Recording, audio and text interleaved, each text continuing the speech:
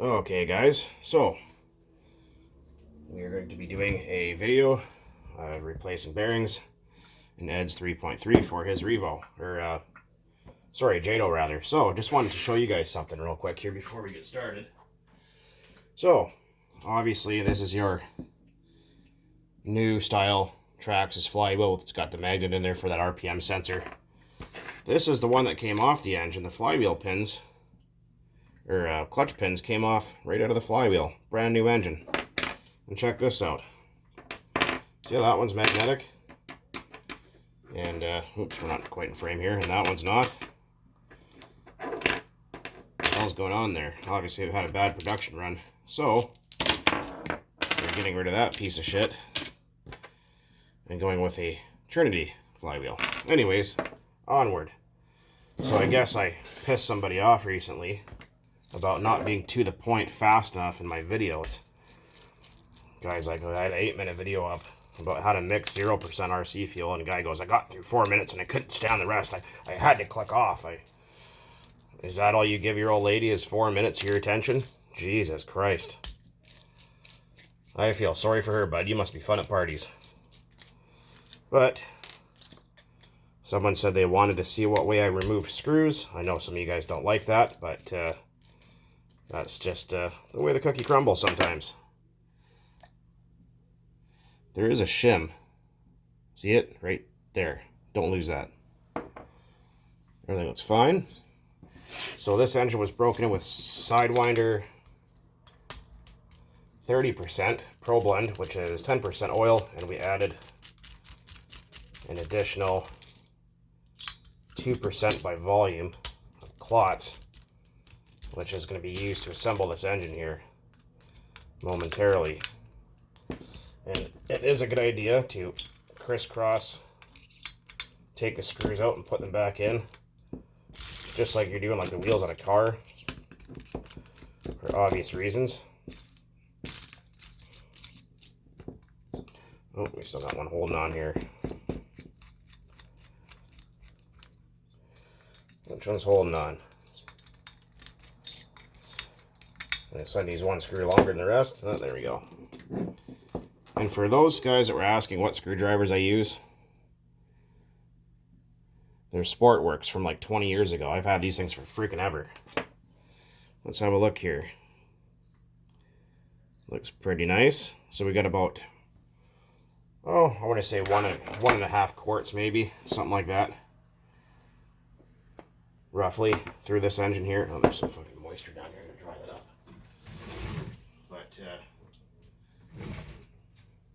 But my apologies if my videos don't come across fast enough or whatever to the point where someone actually gets upset. That's pretty funny. I'm just going to find myself a zip tie. Should have left the flywheel on for this. Let's see if we can do it without. Oh, maybe. Not quite. Okay, so what we're going to do, we're just going to stick this guy on here. Usually leave the flywheel on when you're trying to get things apart. Makes it a little bit easier. This is an 8mm socket. Doesn't have to be super tight, just a little bit. And then that way you have some leverage too. See that? Push up that sleeve. Sometimes that'll get varnished and you have to use some heat. Just pop that sleeve up. It's all pretty easy stuff. Doesn't really require any special tools. The only specialty tools here I have are my flywheel wrench, which is for a 1/8 scale, but kind of works the 110 scale stuff. I lost my 110 one, unfortunately. And a flywheel puller. These things are awesome. So, pop up our sleeve. Clear away all that shit. Take off our connecting rod. Sometimes you can get it with your finger, sometimes you have to reach in there with a little set of pliers and just pull on it. Okay, so the coloration you're seeing is just the dye from the oil that's in the fuel. That's no big deal. I see a lot of these posts where everyone's taking their engines apart every 5 minutes asking, oh no, there's a color on top of it. the fuel leaves colors. It's just how it is. It's a stain. There's nothing you can really do. TRX's fuel is really bad for that. It stains everything blue for warranty reasons. All right, next, our crank. Give it a push. Now, if it won't come out, you can always bang it down or heat this up and give it a bang, and it should pop right out. That's just a little bit of varnish on there, so it's not a big deal. You can't feel any of that with your fingernail, you're fine. We'll just give it a little clean up really quick though with the brass brush. No big deal. Oh, I ruined this crank. I touched it with paper towels. It's junk now. It's all written off. That's all right, guys. See you later. End of the video here. What a mook. Anyways. So, there's the factory bearings. They feel okay. And by okay, I mean, not the greatest. Anywho. Oh, yeah. So I was messing around with this Force 26 the other day. And just so happens that the massive carburetor actually fits 3.3s. Look at that. Isn't that cool? Anyway, I just thought I'd share that real quick. And if you guys order enough parts from RPM, they will give you an RPM lighter. No, they won't. I'm just kidding. It's actually just one I had that I put an RPM sticker on. Yourself. A little bit of propane. Use a heat gun. Oh yeah, I need an oven mitt. Use oh, almost burnt down my kitchen again.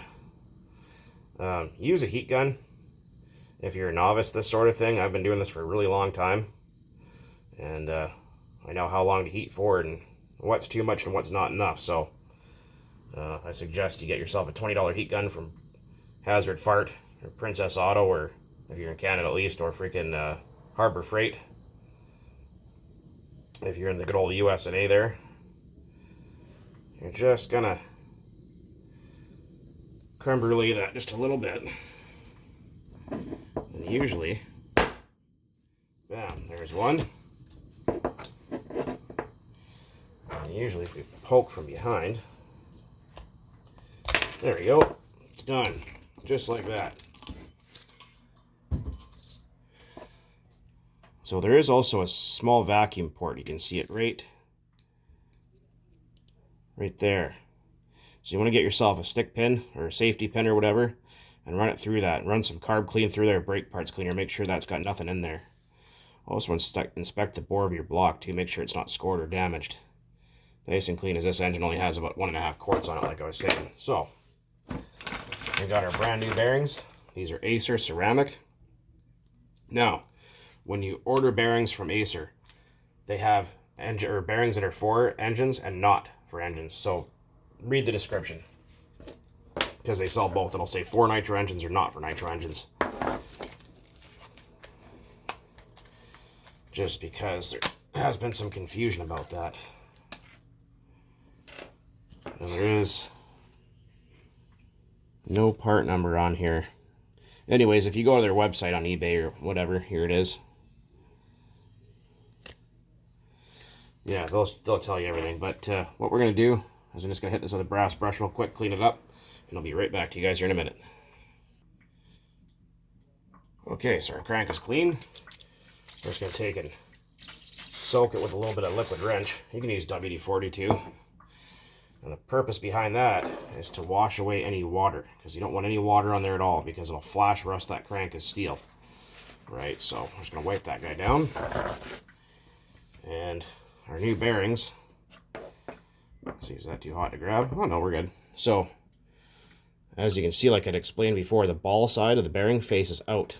That's for lubrication purposes. You don't want it this way. You want it to be that way when you're looking in the back. So, we're going to slip the bearing on the crank.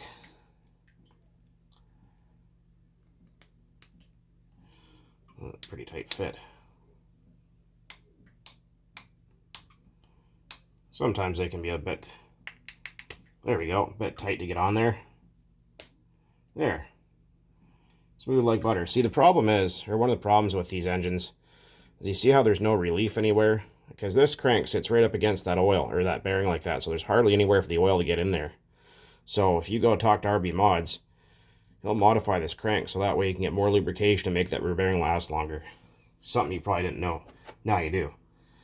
Front bearing, same idea, but we're putting it on backwards. So like this, with the seal facing backwards. Reason being, because we're going to use the crankshaft as the installation tool. Like that. So we're going to take and throw that in the freezer for about 15 minutes. You don't really need much more longer than that.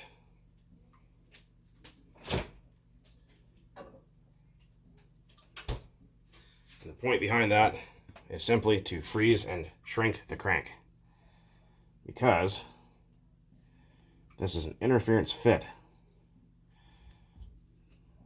Just going to go over this with a Q-tip really quick. Then just going to give it a little hose up with some brake parts cleaner.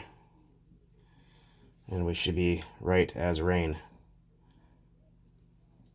Because a Q-tip, any fine dirt will stick to it. That way you can see if there's anything kind of funky going on in there. And so far I don't see nothing, but we're going to go give this a quick hose out and I'll be right back. There's something I thought I'd show here. Here's the rear bearing. We grab it. See all that play in there already?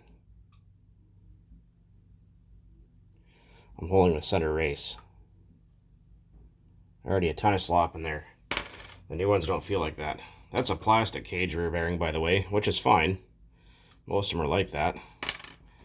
The front ones are steel caged. They used to be plastic.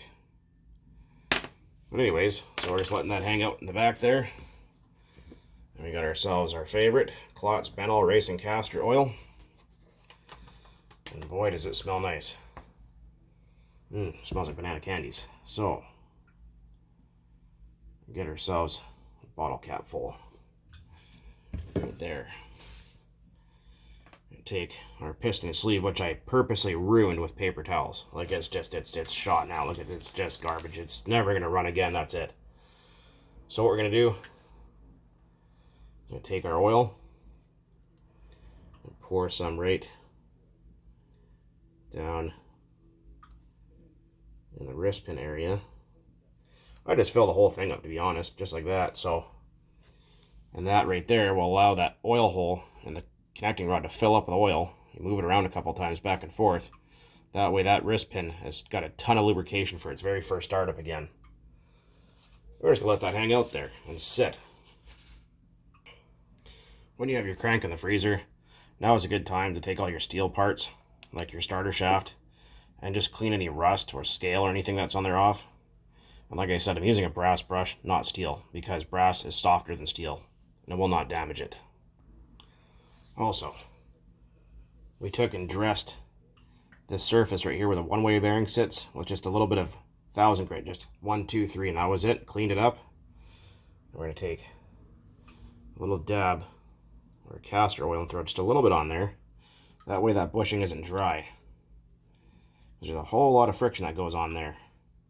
And then just clean off this because you don't want any castor oil on this piece. And make sure you don't lose your shim. Okay, welcome back. It's been about 15 minutes. Or 7 or 8 or something. Anyway, long enough probably. We're going to heat up our block.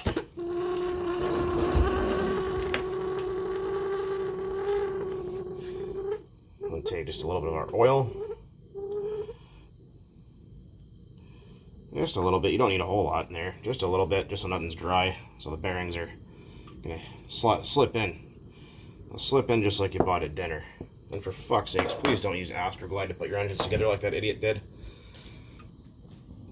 I'm pretty sure most of you already know about that situation. So this bumhole fucking... I jokingly said throw a little Astroglide on there.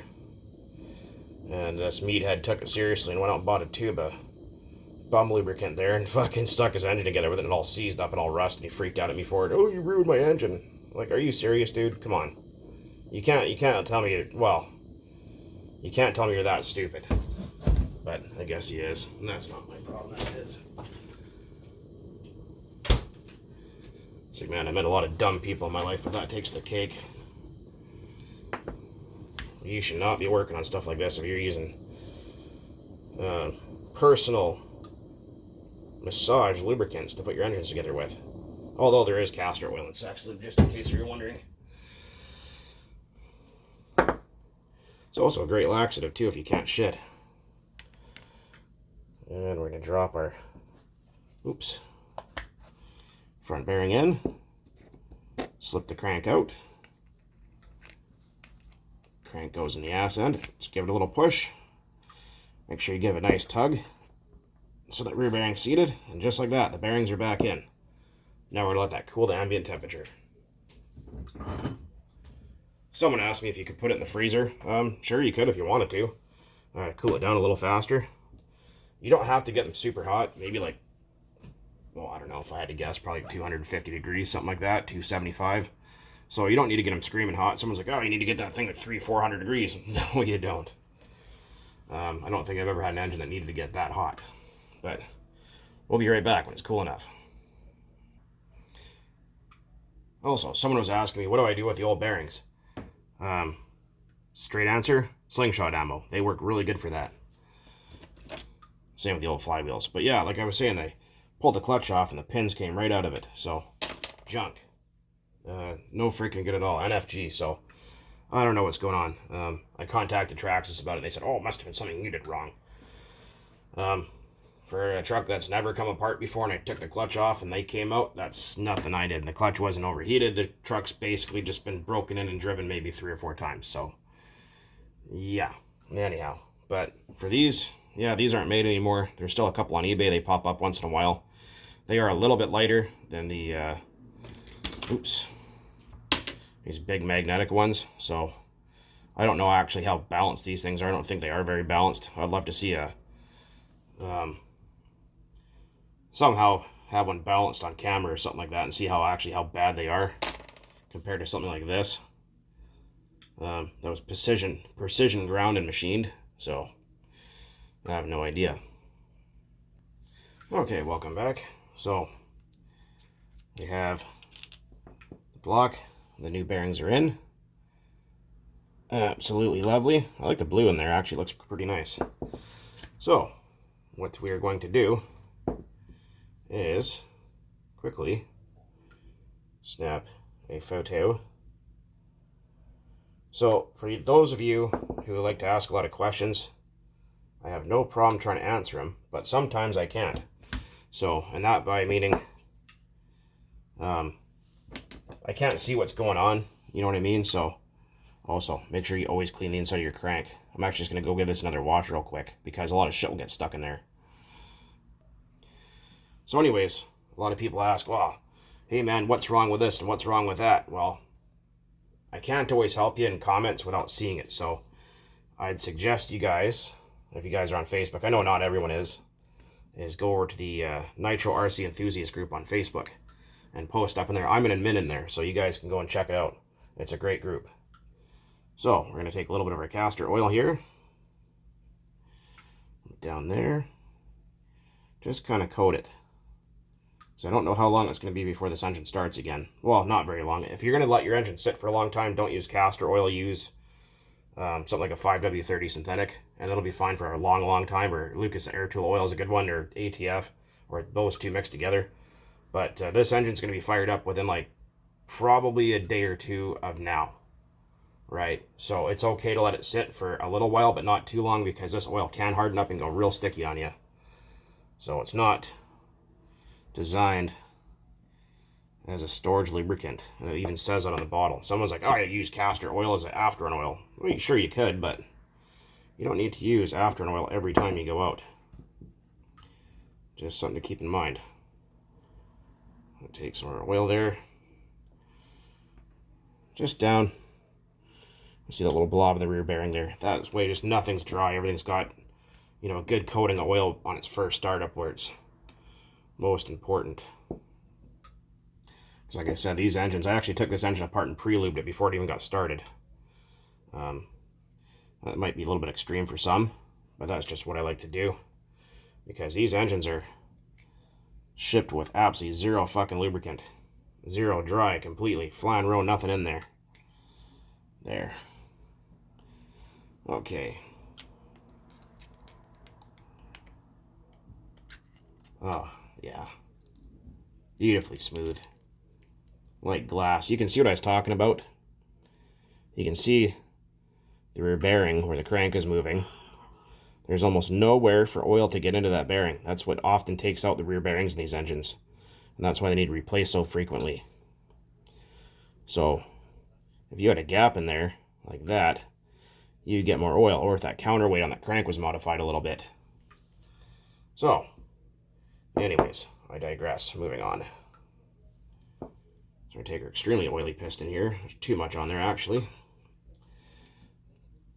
Check the oil hole right here with a pin to make sure it's not plugged. Make sure that bottom eye has plenty of oil on it. Actually, wipe off a little excess on that piston because it's got too much on there. Too much oil in the piston will make it hard to start because it'll make the compression really tight. Okay, so the cutout side of the piston faces towards the crank, towards the front of the block like this. And pretty much all engines, if you put it this way, it'll still run, but it won't run properly at all. So it has to be this way. Very important. And sometimes, if you're careful, you can maneuver the piston with your finger and get it to fall right under the crank. Just like that. Like I said, you should not see a window side to the crank. That window side always faces towards the front. Just something to keep in mind, because the last thing you want to do is start putting shit together backwards, because it does happen. I've even done it myself once or twice and made an ass of myself trying to figure out what the hell was going on. So we're going to take a little oil on the outside of that sleeve. I like to leave the engines a little bit warm. I did go and clean up the sleeve, by the way. I like to leave the engine slightly warm. And that way, the sleeve will go back in easier. And if you play it just right, that piston will jump right in there. And seat right down where it should. Now, a lot of people get scared when they feel that tight spot right here at the top of the stroke. That is the pinch zone. That is absolutely normal. It's supposed to be there, because the cylinder sleeve is actually tapered, meaning these two-stroke engines do not have rings. And someone was going on about it the other day, that there's a difference between two-cycle and two-stroke. Well, I'd like to see it, because why do they sell two-stroke oil and two-cycle oil? Are you telling me that the engines are both different? Come on, man, think about it. I actually used to drive a Ford F700 for work many years ago that had a Detroit 670, or was it 8V71? Something like that. And we were going to clock our starter shaft, piston at the bottom, and you should hear it click. Like that. I grab our 2.5 millimeter.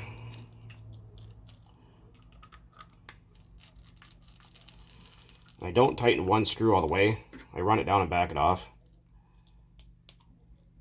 Because sometimes if you tighten one down, things won't tighten up evenly. They'll be like kind of warped or out of whack and not want to seal very good. So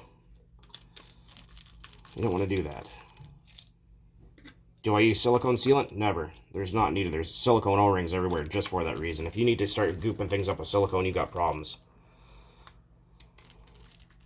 Some silicone can actually be corrosive and abrasive, so, and be eaten by the fuel. How tight? Click, click, clit, and click, and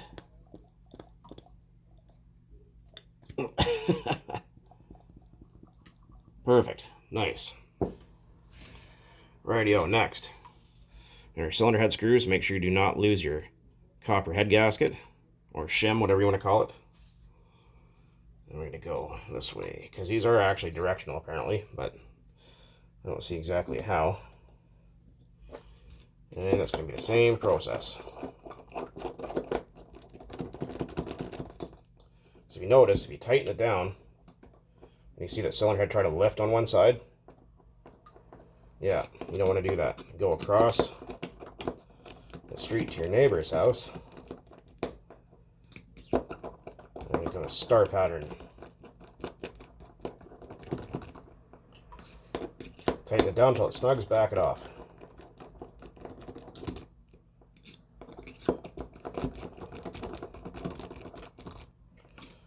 Then we're going to go lightly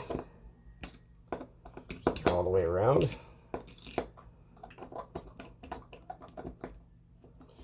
Then we're going to go click, click, snap, back it off till it's, crank until it's too tight, and when it loosens off, turn it back quarter turn. And click again. There we go. Perfecto. Next, our flywheel collet. Next, our flywheel. Some people said, are these directional, like does it matter where it's clocked? I don't really think it does. It might a little bit, but I don't have any way to check that with harmonics or anything else. You don't need to put Loctite here, although some people say you should. I'm going to take our 8mm,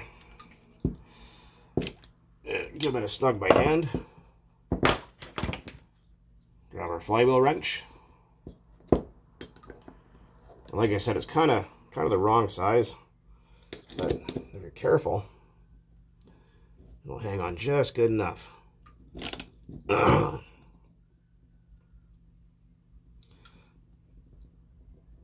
There we go. Good and tight. Beautiful. You should always turn it over. There should be no binding. Everything should be nice and free. That sound is normal. It should be nice, free, and smooth as glass. Don't forget your carburetor. Also, doesn't hurt to throw a little bit of castor oil or a little bit of assembly lubricant on that carburetor neck, just so those O-rings aren't dry. Slip this guy on there, and then you got to tighten up that pinch bolt. Also, when you're tightening up the pinch bolt, push the carburetor down to make sure that O-ring is seated, then tighten this. Don't forget your head cap. Anyways, guys, there she be. So hopefully that is helpful to some of you guys out there that have never done bearings before and were intimidated or just wanted to replace those and nothing else. Generally, after about a gallon, maybe a gallon and a half, is when I pull them apart and then replace the bearings and the wrist pin and the connecting rod. That way everything's nice and tight and new again. But this one only has a quart and a half through it, so it's fine. And Eddie doesn't beat the shit out of his stuff, so. Or run it lean, and we run with just a touch extra castor oil for the additional shear strength of the fuel. There you go. And you can find yourself an OS 11K carburetor, they're even better. And this, and the Jado, is going to be seeing the ERCM pipe. So keep an eye out for that. Anyways, guys, as always, thanks for watching. Keep on burning nitro out there. Cheers. Happy whatever the fuck date is. Anyways, enjoy.